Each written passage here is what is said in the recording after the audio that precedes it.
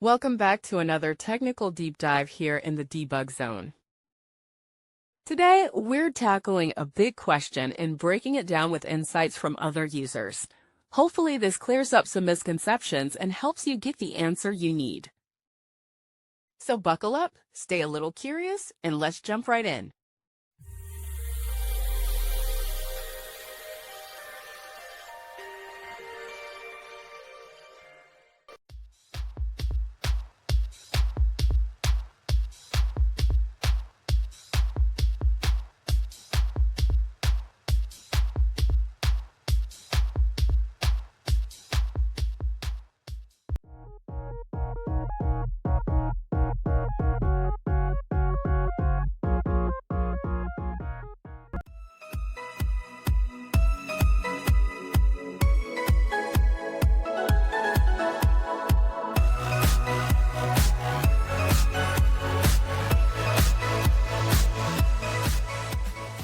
And that's a wrap.